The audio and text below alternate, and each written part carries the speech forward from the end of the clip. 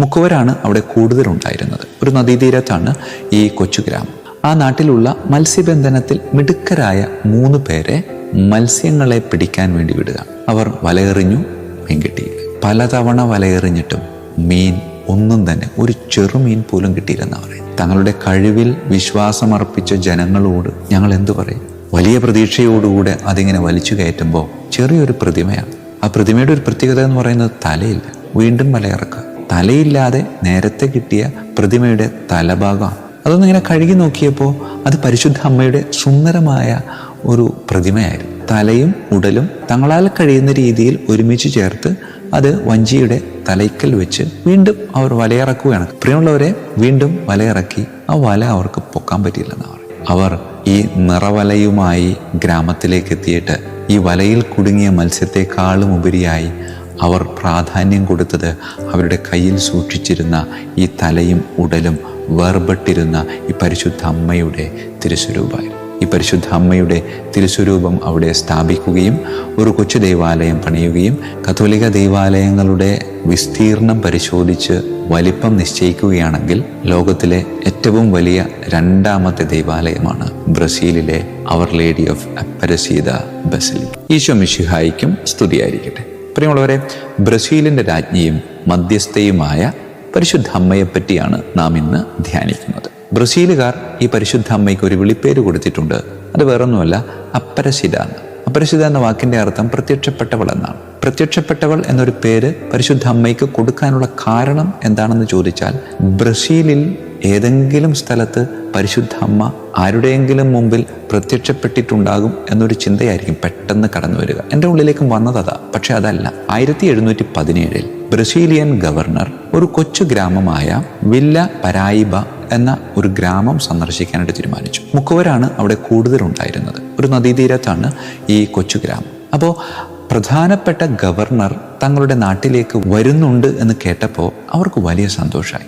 നല്ല ഒരു ഭക്ഷണം ഈ ഗവർണർക്ക് കൊടുക്കാൻ തീരുമാനിച്ചു. അതിനുവേണ്ടി ഏറ്റവും നല്ല മത്സ്യങ്ങളെ പിടിക്കാൻ വേണ്ടി ആ നാട്ടിലുള്ള മത്സ്യബന്ധനത്തിൽ മിടുക്കരായ 3 പേരെ മത്സ്യങ്ങളെ പിടിക്കാൻ വേണ്ടി വിടുക. അവർ വളരെ പ്രതീക്ഷയോടുകൂടെ അവരുടെ കഴിവുകൾ ഉപയോഗിച്ച് മത്സ്യം പിടിക്കാൻ വേണ്ടി ചെറുവഞ്ചിയിലേക്ക് പ്രവേശിച്ച് നദിയിലേക്ക് ചെല്ലുക.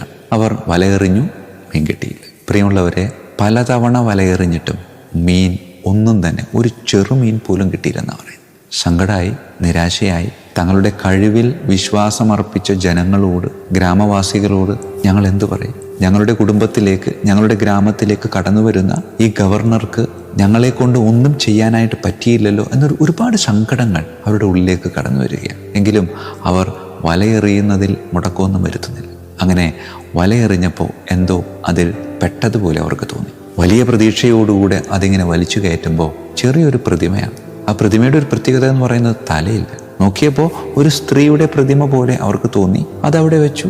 വീണ്ടും വലയിറക്കുക. അപ്പോഴും വീണ്ടും എന്തോ കിട്ടി. നോക്കിയപ്പോൾ തലയില്ലാതെ നേരത്തെ കിട്ടിയ പ്രതിമയുടെ തലഭാഗമാണ്. പ്രിയമുള്ളവരെ, അത് ചെളിയിൽ ഇങ്ങനെ കുതിർന്ന് പൊതിഞ്ഞു കിടക്കുകയായിരുന്നു. അതൊന്നിങ്ങനെ കഴുകി നോക്കിയപ്പോൾ അത് പരിശുദ്ധ അമ്മയുടെ സുന്ദരമായ ഒരു പ്രതിമയായിരുന്നു.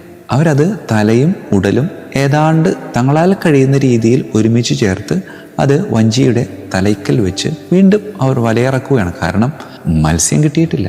ഗവർണർക്ക് കൊടുക്കാനുള്ള ഒരു മീൻ പോലും അവർക്ക് കിട്ടിയിട്ടില്ല. പ്രിയമുള്ളവരെ, വീണ്ടും വലയിറക്കി. ആ വല അവർക്ക് പൊക്കാൻ പറ്റിയില്ലെന്നാണ്. വിശുദ്ധ ഗ്രന്ഥത്തിൽ പറയുന്നുണ്ടല്ലോ, വലതുഭാഗത്തേക്ക് നീക്കി വലയിറക്കുക എന്ന ഈശോ മിശിഹായുടെ വാക്ക് കേട്ട് പത്രോസ് ഇറക്കിയ വല വലിച്ചു കയറ്റാൻ പറ്റിയില്ല എന്ന് പറഞ്ഞതുപോലെ ഈ വല വലിച്ചു കയറ്റാൻ പറ്റാത്ത വിധം അത്രമാത്രം മത്സ്യസമ്പത്ത് കൊണ്ട് ഈ വല നിറഞ്ഞ് കവിഞ്ഞിരിക്കുകയായിരുന്നു. പ്രിയമുള്ളവരെ, അവർ ഈ നിറവലയുമായി ഗ്രാമത്തിലേക്ക് എത്തിയിട്ട് ഈ വലയിൽ കുടുങ്ങിയ മത്സ്യത്തെക്കാളും ഉപരിയായി അവർ പ്രാധാന്യം കൊടുത്തത് അവരുടെ കയ്യിൽ സൂക്ഷിച്ചിരുന്ന ഈ തലയും ഉടലും വേർപെട്ടിരുന്ന ഈ പരിശുദ്ധ അമ്മയുടെ തിരുസ്വരൂപമായിരുന്നു. ഈ പരിശുദ്ധ അമ്മയുടെ തിരുസ്വരൂപം അവിടെ സ്ഥാപിക്കുകയും ഒരു കൊച്ചു ദൈവാലയം പണിയുകയും പിന്നീട് ആ ദൈവാലയം വളരെ വിപുലീകരിക്കുകയും 1955 ഏറ്റവും വലിയ ഒരു ദൈവാലയത്തിന് തറക്കല്ലിടുകയും 1980 പരിശുദ്ധ പിതാവ് ജോൺ പോൾ രണ്ടാമൻ പാപ്പ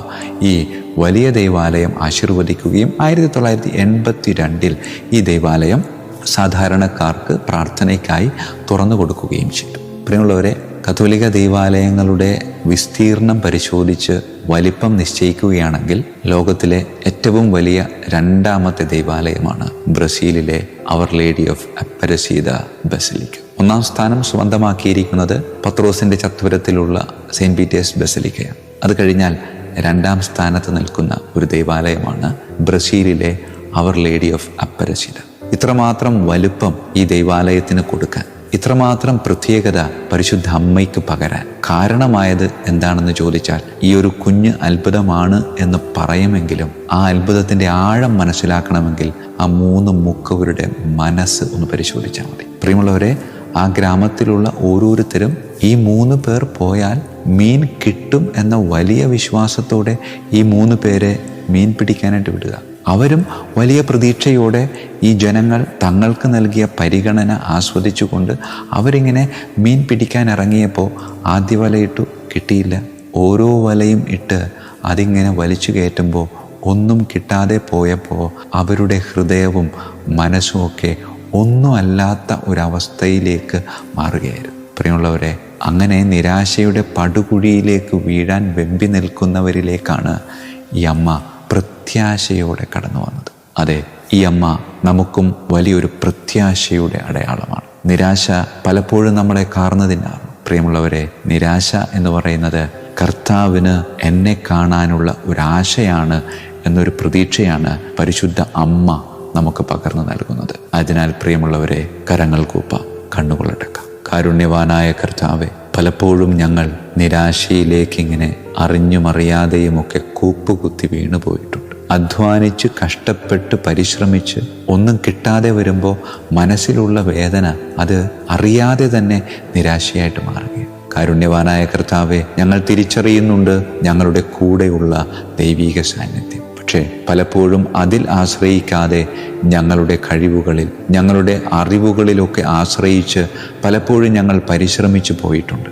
സമർപ്പിക്കുകയാണ് ഞങ്ങളുടെ ജീവിതത്തിലെ ഓരോ പ്രവർത്തനങ്ങളെയും, ഓരോ നിമിഷങ്ങളെയും. അമ്മേ മാതാവേ, വലിയൊരു പ്രത്യാശയായി ഞങ്ങളുടെ അടുക്കലേക്ക് വന്ന ഏറ്റവും വലിയ പ്രത്യാശയുടെ ഉറവിടമായ കർത്താവിങ്കിലേക്ക് ചരിക്കുവാൻ ഞങ്ങളെ അനുഗ്രഹിക്കണമേ. കർത്താവായ ക്രിസ്തു വഴി ഞങ്ങൾ സമർപ്പിക്കുന്ന പ്രാർത്ഥന കേട്ടരുളണമേ.